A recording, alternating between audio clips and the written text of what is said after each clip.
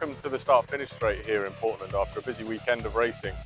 Coming back to a permanent race circuit, really we haven't done that since Mexico, and we had strong performance there, so we expected to be able to hit the ground running. It was certainly the case in shakedown that we thought the car was in the groove, the drivers were really getting to know the track quite well, and all of our preparation had paid off coming into this event. And then that followed through to FP1, where the drivers were able to put together good 300 lap times, also 350, but you could see that the track evolution really was dominating through that session.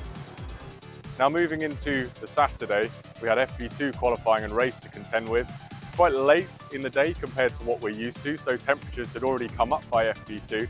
So we expected some similar balance to what we'd seen in the first couple of sessions.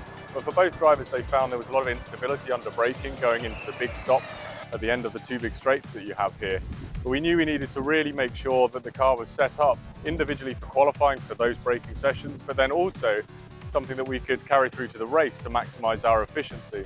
In qualifying, the margins are getting tighter and tighter as we go through the Gen 3 program and Season 9 in general. And especially at a permanent race circuit like this, the margins are always much more fine.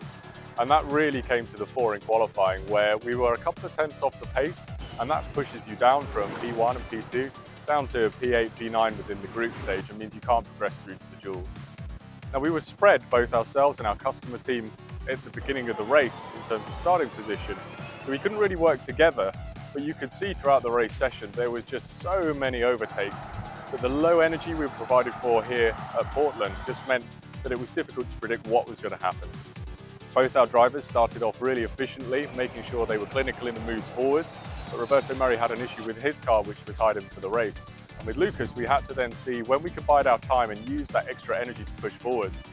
Now with 403 overtakes across the race, it's difficult for Lucas to actually maintain any position, but he fought hard, and by the end of the race we came back in P8, and with some movement and penalties afterwards ended up P7. So that's points for the team. We'll take that. We know we need to build strength, and that's what we're going to push forward to Rome. Nobody's happy until we're putting both cars strongly in the points. So that's the target in a few weeks' time.